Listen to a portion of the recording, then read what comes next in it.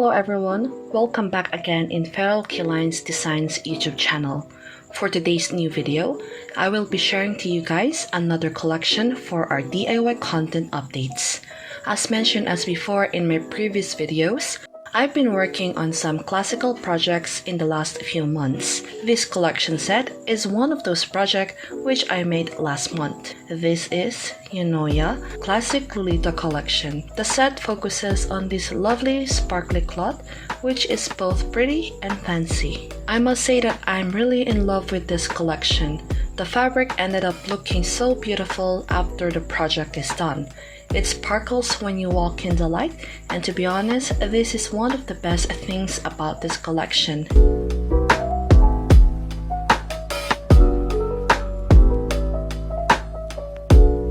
Let me take you in the process of making this amazing set. Since this dress will have 3 beautiful layers of ruffles as designed on the skirt, I will work on the ruffles part of the dress first. This process is time consuming, so I usually do this first to be able to save some time before I do the actual sewing. To make the ruffles for this dress, we will simply lay our cloth first, and then we will mark 4 inches in our fabric. This cloth is around 60 inches in width. We will need to cut 5 strips of cloth for each layers of ruffles. Since we have 3 layers of ruffles, we will need to cut 15 inches strip of cloth for the ruffles alone. After I finish cutting all the needed strips for the ruffles, we will then now organize the strips by 5, and then we will separate them by layers.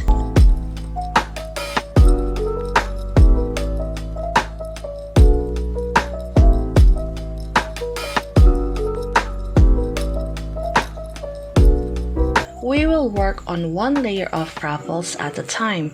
Simply sew all the strips together, resulting a very long continuous strips without cut.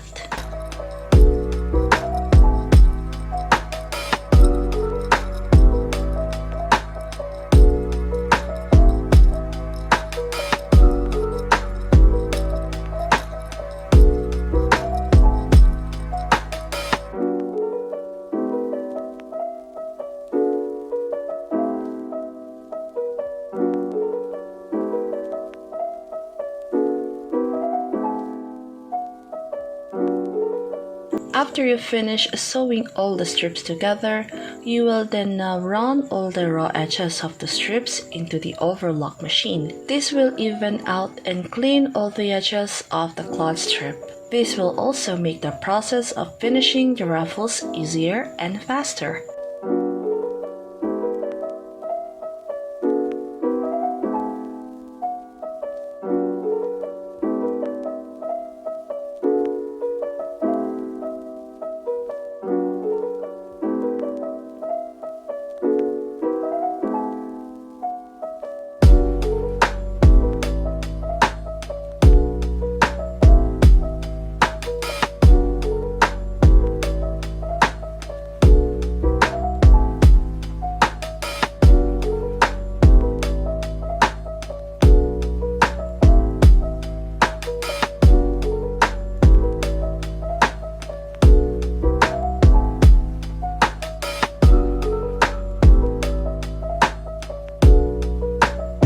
We will then now finish the process of making the ruffles by folding and stitching one side of the strips down. I only fold ½ an inch in this process. Also, you will need to remember that the 2 last ruffles layers will only need to be hemmed on one side. The most top layer ruffles will be hemmed on both sides of the strip cloth. This layer will be obviously shown, and there won't be any more added layer of design to cover the raw edges. So you will need to clean the edges of the top layer for this neat finish. After this, we will change our presser foot into a gathering foot. Simply adjust your thread number and your machine tension before sewing the ruffles. Once you are satisfied with your adjustments, you will then simply run one side of the long strip for a quick press stitch.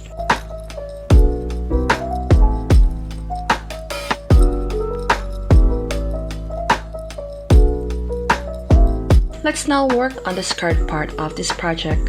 We will still work on a continuous cloth without a cut. Our skirt measure for this project is around 20 inches in length and around 120 inches in width. This is my standard measure for rectangle skirts.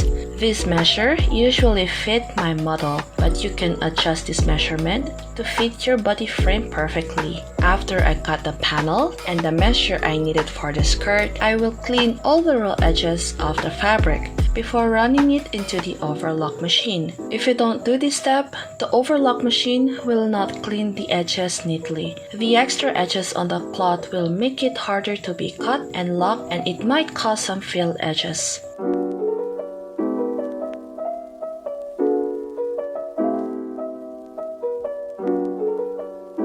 After that, we will now gather the skirt. Again, gather your skirt in your waist measures, but don't forget to add 2 inches allowance in the process. Also, leave at least 2 inches non-gathered on both sides of the panel skirt. This is our seam allowance for the dress.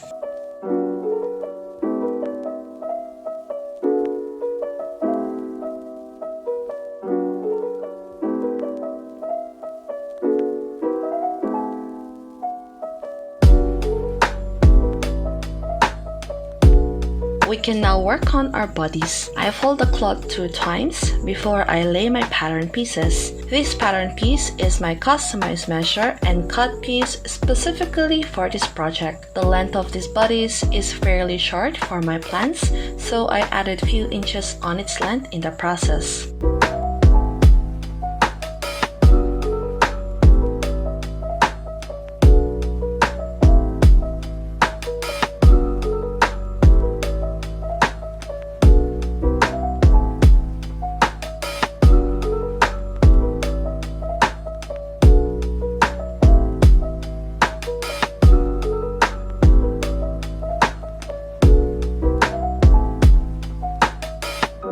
We will also need a lining cloth for the main bodice in this project. I love the cloth so much in this project, but it is almost see-through, so I need to add lining cloth in this process. You can do basting stitch or pins in this process. I'm more comfortable in using pins in this step, mainly because the cloth is too thin. The basting stitch didn't help much when I tried doing so. I simply sew the main bodice piece into a black cloth and then I follow the shape of the bodice.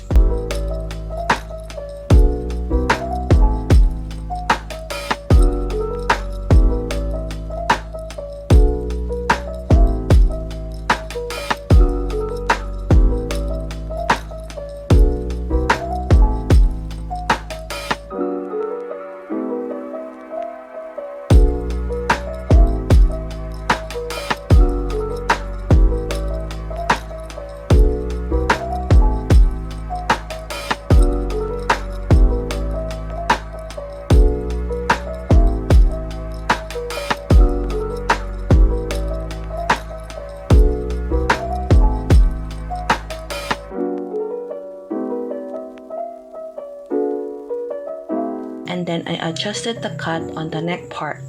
This cord will have an underpass effect, so I can cut as much as I want in this step.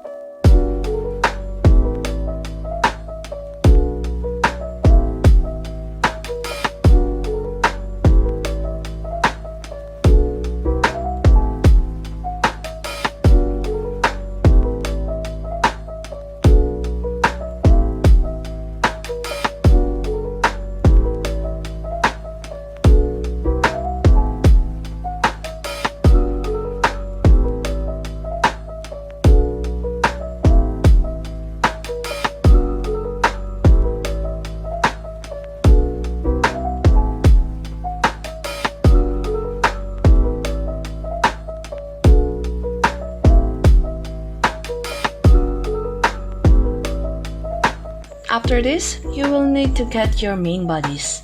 The step in this process is not visible because the cloth is too dark, so I ended up doing it in this white fabric to show the process clearly. You will mark 3 inches across the whole front bodice of the project. Once you finish all your markings, you will then now line them up like this, and then you will flat stitch all those lines and markings in place. This will be our added details in the dress. After you finish flat stitching all your markings, you will then now fold the front bodice by 2 inches, and then we will flatten the folded area we just did. You will need to flat stitch all the sides of the flattened fabric. This is to serve as added support and strength for the front part of the bodice.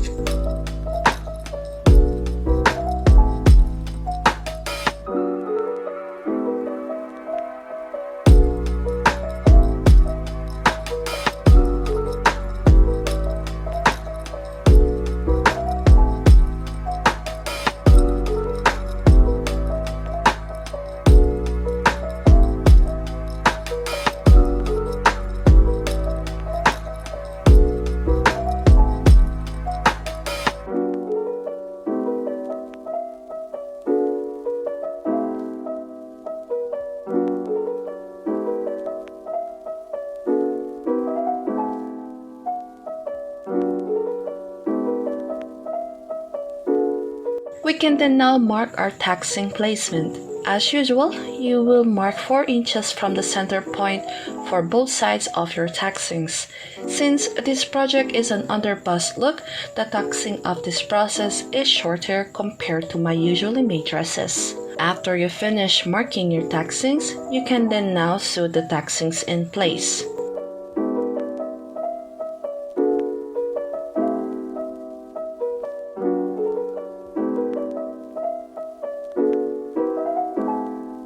Once you are done with this step, we can then now sew the back pieces into the front bodice. I'm sewing half an inch in this process, since the pattern cut I used for this project has so much allowance.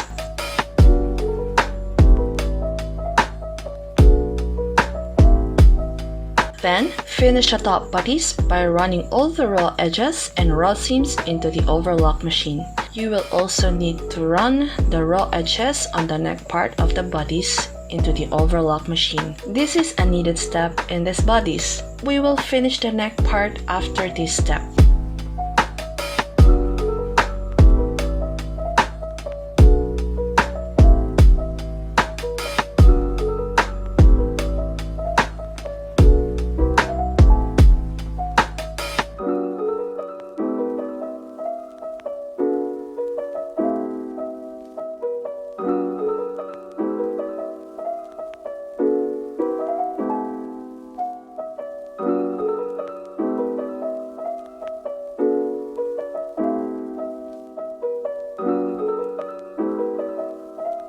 Fold the bottom part of your bodice by 1 inch. This is to have more support where we will sew the skirt later. You can skip this step if you wanted, but I really wanted the waist part to be stiff for the skirt part. And this is also the reason why I have so much allowance in the length of my bodice.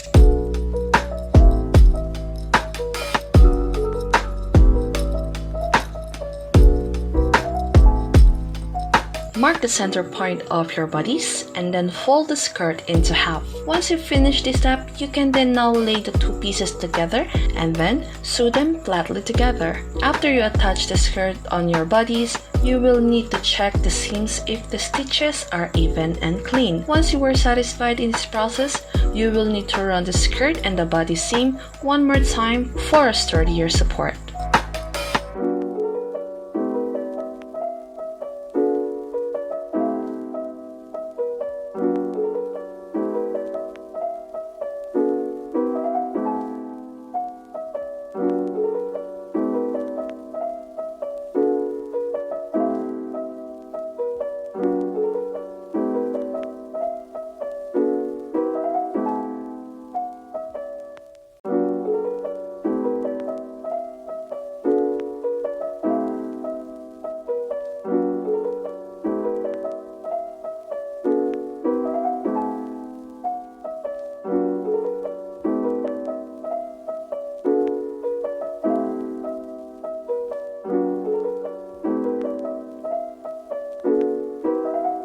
Now, we can finish the backside edges of the whole dress. You will simply run all the raw edges into the overlock machine.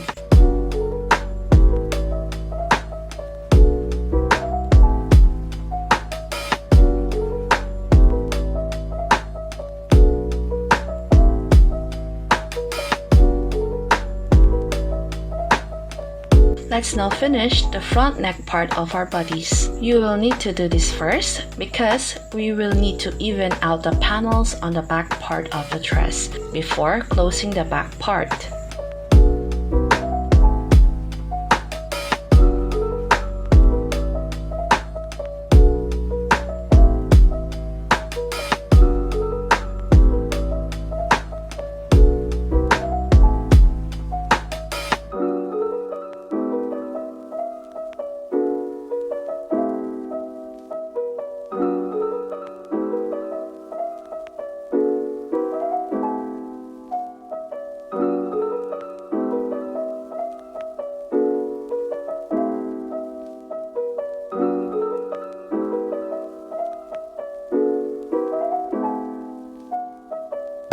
Get the two back panels together and then match them evenly. Once you finish this process, you can then flat stitch them down together.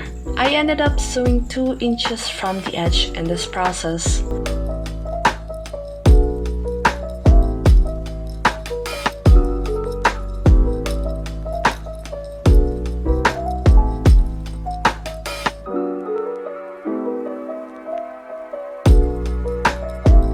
After this, we will flat stitch the lapels on their designated sides. You can iron these labels down if you like, but I usually ended up doing the flat stitching process.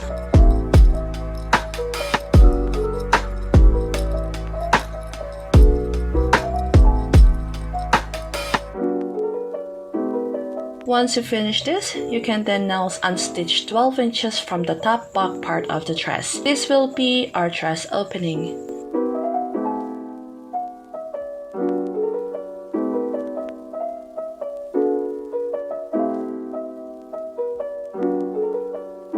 Let's now finish the bottom part of the skirt. I hem the skirt of this project by folding the edges twice. Again, the cloth is too fragile for the ruffles, and so I needed to fold the edges down 2 times for it to be able to hold the ruffles in place.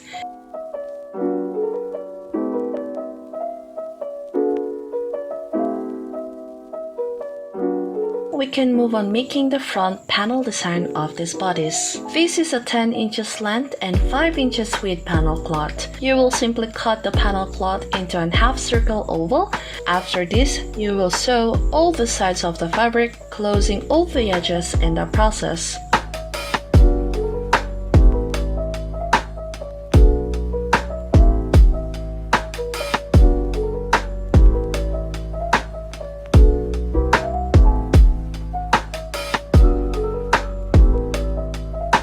Then, we will mark half an inch from the top of the fabric. Continue to mark 2 inches until we reach the bottom part of the fabric. This will be the markings where we will sew the elastic designs for the front bodice.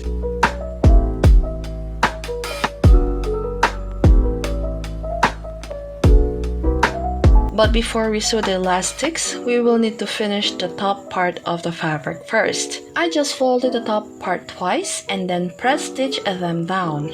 Get your elastic and then cut them in 2 measures.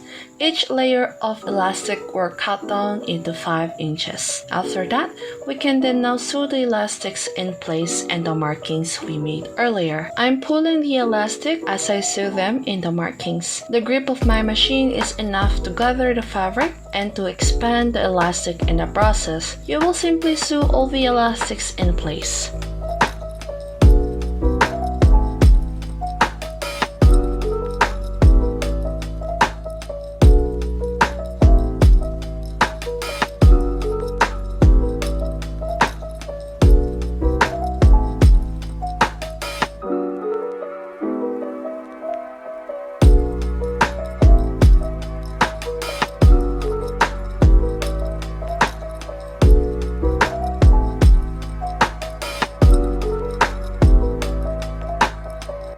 finish this step, you will then now run all the raw edges of the design fabric into the overlock machine. This will clean all the raw edges and sides before we attach it into the main bodice.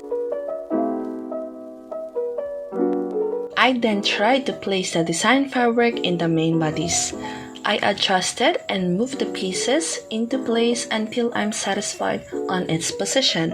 I pinned the design in place to secure the locations of the details. It took me many times of readjusting the design in front of the bodice. So, take your time in experimenting in this process. Once you are satisfied in the position of the design, you can then now continue to stitch them directly on the main bodice.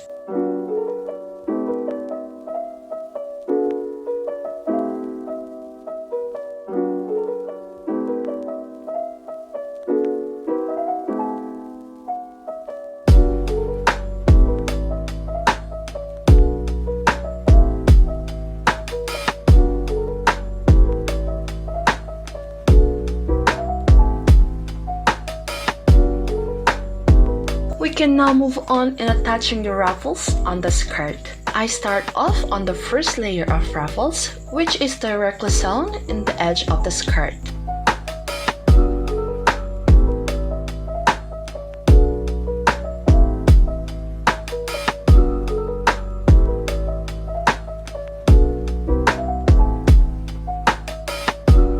When I finish attaching the first layer of ruffles, I mark 3 inches from the first layer of ruffles. Once your markings are done, you are now free to sew the second layer of ruffles in place. I continue to do this process until I sew all the ruffles in their designated places.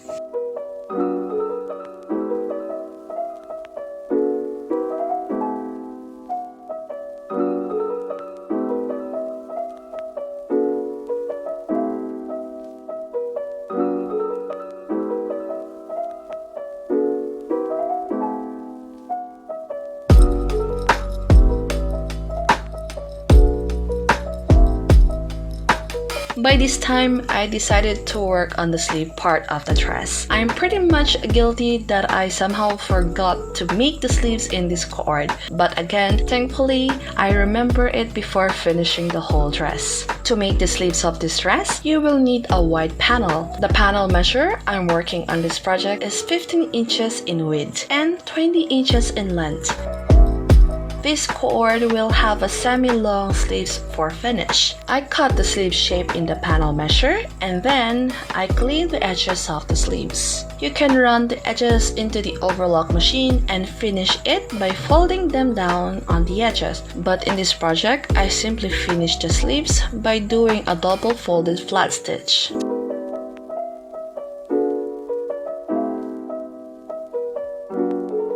Once the edges are done, you can then now mark where we will sew the elastics of the sleeves. The elastics will serve as a sleeve adjustment and also another designs. I mark 7 inches from the edge of the sleeves and then I simply sew the elastics in place. The method I'm using in attaching the elastic in this process is the same method that I use in the front bodice. This elastic is 1 inch in length and around 12 inches in width.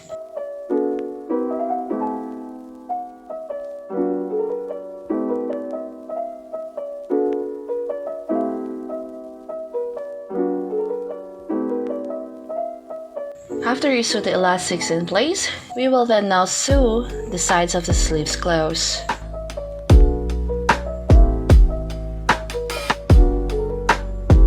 Once you finish this step, you can then now cut all the excess materials and just run all those raw edges into the overlock machine to finish the sides. Before we sew the sleeves in place, we will gather the armhole part into the size of our armhole. I simply loosely gather this side to fit the armhole of the bodice.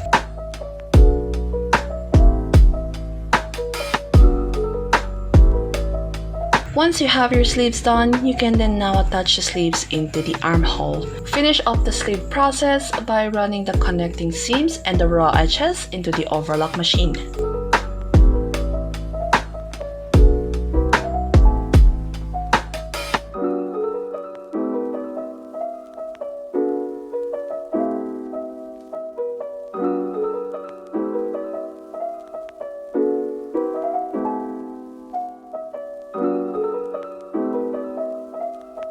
Now, let's move on to the back cover of this dress cord. I simply cut 10 inches length panel cloth with 5 inches with measure. I sew along the edges, closing all the sides. You can then now cut all the excess materials, and then I cut a small gap before turning the whole panel rectangle inside out.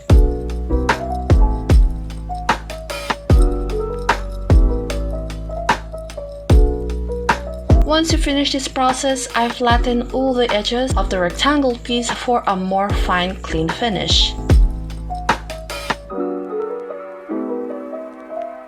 We can now work on the loopholes for the corset back closure of this dress. I simply cut a 2 inches width panel cloth with measure of 50 inches in length. I folded the panel cloth twice before running the whole piece into a flat stitch. Once I finished this, I then cut the long strip into 2 inches length strips. I quickly measure where I wanted the loops to be sewn in the back part of the dress. You can decide how far or how near you wanted the markings to be from the edge. Once you finish all your markings, you can then now proceed to sew all the strips in place. I managed to sew 7 strips of loops on this core dress.